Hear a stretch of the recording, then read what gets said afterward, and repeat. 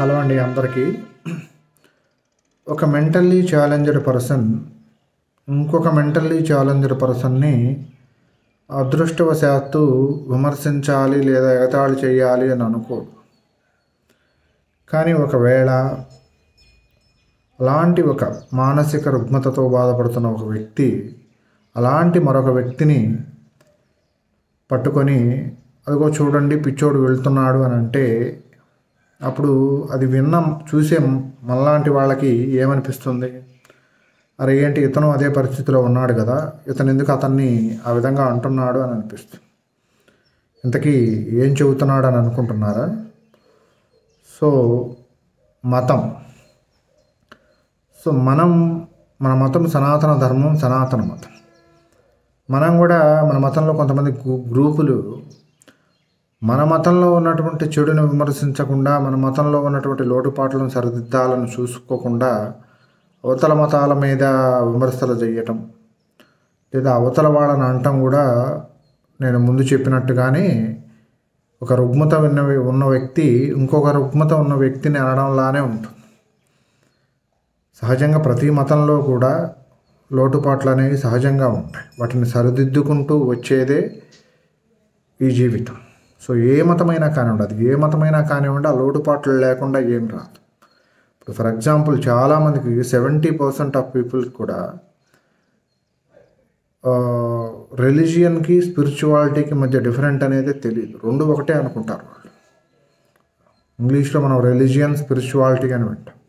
Religion అనేది మతం అర్థం, స్పిరిచువాలిటీ అనేది ఆధ్యాత్మికం. మతానికి ఆధ్యాత్మికానికి చాలా తేడా. మతం ఒక భౌతికమైనటువంటి విభాగం.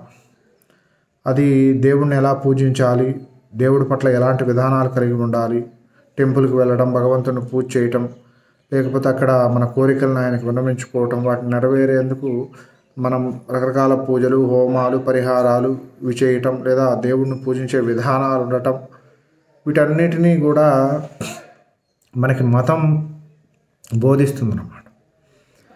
ఆధ్యాత్మికత అంటే అది వేరు. ఆధ్యాత్మికత దేవుడికి దగ్గరగా ఉండటం, మనం దేవుడికి సమీపంగా ఉండటం, దేవుణ్ణి మనలో మనం తెలుసుకోవటం, దాన్ని ఆధ్యాత్మికత అంటారు. రెండిటికి చాలా తేడా ఉంది. మనం ఈ తేడాని గమనించకుండా రెండు ఒకటే అని చెప్పి ఎవరైనా ఇలాంటి తేడాలు ఉన్నాయి మనం సరిదిద్దుకోవాలి అని చెప్తే మీరు మతానికి వ్యతిరేకం, లేదా మీరు వాళ్ళ కింద పనిచేస్తున్నారు లేదా వీళ్ళ కింద పనిచేస్తున్నారు అనేటువంటి విమర్శలు చేయటం. ముందు అసలు మన మతంలో ఉన్న లోటుపాట్లు, అసలు మన మతం గురించి మనమే చదవం. ఇప్పుడు ఎంతమంది మీలో భగవద్గీత చదువుతారు, ఎంతమంది మీలో రామాయణ భారతాలు చదివారు, ఎంతమంది మీలో మహాభారతం చదివారు, ఎంతమంది మీలో పురాణాలు చదివారు, ఉపనిషత్తులు చదివారు, ఎంతమంది చదివారు మీలో? మనం ఎవరో చదవం. ఎందుకంటే అవి చదివే తీరిక మనకు లేదు, ఓపిక అసలే లేదు. బట్ అవతల వాళ్ళు అలా కాదు. అవతల వాళ్ళు తప్పో ఒప్పో ఏదో ఒకటి చదువుతున్నారు, దాన్ని వాళ్ళు ప్రచారం చేసుకుంటున్నారు. ఎంతసేపటికి మనం వాళ్ళ మీద పడి ఆడవటం కన్నా వాళ్ళని ఖండించొద్దు అని ఎవరో అనరు.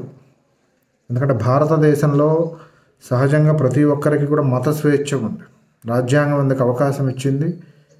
మన సనాతన ధర్మాన్ని మనం ప్రచారం చేయాలి అంటే మనం ప్రతి ఒక్కరం కూడా భగవద్గీత చదవాలి, ప్రతి ఒక్కరం భారతం చదవాలి, ప్రతి ఒక్కరం ఉపనిషత్తులు చదవాలి. ఈ రోజుల్లో అన్ని భాషల్లోనూ అవన్నీ ఉన్నాయన్నమాట. కాబట్టి మతానికి స్పిరిచువాలిటీకి చాలా తేడా ఉంది. ఇవి తెలియని వాళ్ళు ఏం చేస్తారంటే ఊరికి అవతల వాళ్ళ మీద విమర్శలు చేయటం, అవతల వాళ్ళు చేసినప్పుడు దానికి తగిన సమాధానం చెప్పడం తప్పు కాదు. కానీ అదే పనిగా చేసుకుంటూ పోతే ఇక్కడ మనం స్వయంగా మన మతానికి మనమే ఇబ్బంది కలిగించినట్లు అవుతుంది.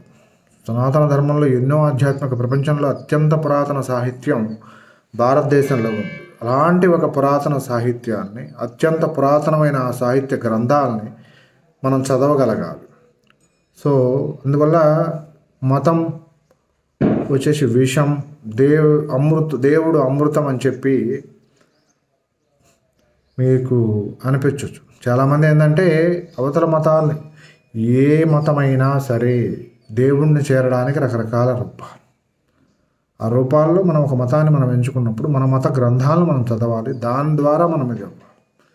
అలా ఎంతమంది మనం చేయగలం అంటే ఇప్పుడు ఒక ఇండిపెండెంట్ స్వతంత్ర సంగ్రామంలో చాలామంది దారులు వేరు. సుభాష్ చంద్రబోస్ దొకదారి, లేకపోతే భగత్ సింగ్ దొకదారి, నెహ్రూ దొకదారి, గాంధీజీ ఒకదారి. కానీ వీళ్ళందరి అంతిమ లక్ష్యం ఏంటంటే ఇండిపెండెంట్, భారతదేశాన్ని స్వతంత్ర దేశంగా చేయటం.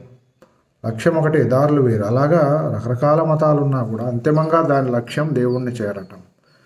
వాళ్ళు విమర్శ చేయొచ్చు, వీళ్ళు విమర్శ చేయొచ్చు, విమర్శలు ప్రతి విమర్శలు ఉన్నప్పటికీ కూడా హిందూ మతం అనేది ఒక మహాసముద్రం లాంటిది. దీన్ని ఎవరు ఒక రోజులోనో ఒక వ్యక్తో దీన్ని సృష్టించలేదు. కొన్ని వందల సంవత్సరాలు, వేల సంవత్సరాలుగా సనాతన ఋషులు ఆయా కాలాల్లో ఆయా ధర్మాలను, ఆయా వేదాలను, ఆకాశవాణికి వాళ్ళు విన్నారు, వేదాలు విని వాటిని తరతరాలకు అందించారు. పురాణాలు ఆయా కాలాలకు అనుగుణంగా ఆ మతం వస్తుంది. చాలా విషయాలని ఈ మతం తనలో కలిపేసుకొని కొత్త పద్ధతుల్ని, పాత పద్ధతులన్నింటినీ కూడా తీసేసి కొత్త పద్ధతులను ఆకలింపు చేసుకొని తద్వారా ఇది దినదినాభివృద్ధి. మరి చాలా మతాలు చూడండి, ఇప్పుడు పురాతన మతాలను చెప్పుకునే కొన్ని మతాలు ఇప్పటికీ వాటికి అసలు ఉన్నాయో లేవో కూడా తెలియదు. ఎందుకంటే ఆధునికమైనటువంటి పద్ధతుల్ని ఏ మతం అయితే తనలో ఇముడ్చుకోగలుగుతుందో ఆ మతం కాలానుగుణంగా వర్ధిల్లుతుంది. అలా చేయటం వల్ల కానీ మతాలు ఏమవుతాయి అంటే అవి చాలా కొద్ది కాలంలోనే అంతరించిపోతాయి. అలా అంతరించిపోయిన మతాలు మనకు ఆల్రెడీ ఉదాహరణగా ఉన్నాయి. మరి ఉదాహరణలు చెబితే ఎందుకు అవన్నీ మమ్మల్ని అన్నారంటారు. విషయం ఏమిటంటే మతం భౌతికమైనటువంటి విషయాలను బోధిస్తుంది. ఆధ్యాత్మిక స్పిరిచువాలిటీ అనేది, religion will teach the worship of God, but spirituality will teach how you to reach the God. నువ్వు ఎలా దేవుణ్ణి చేరాలో స్పిరిచువాలిటీ చెబుతుంది. దేవుణ్ణి ఏ పద్ధతిలో పూజించాలి, ఏ పువ్వు పెట్టాలి, ఏ నైవేద్యం పెట్టాలి, ఏ రోజు ఏ నైవేద్యం పెట్టాలి, ఇదంతా కూడా మతం చెబుతుంది. ఈ మతం అనే పద్ధతులను దాటి దేవుణ్ణి చేరటమే ఆధ్యాత్మికం. ఇది ఇవాళ మన టాపిక్. మీ అందరికీ నచ్చింది అనుకుంటున్నాను. మీకు ఏదైనా అభిప్రాయాలు ఉంటే కామెంట్ చేయండి. Thank you.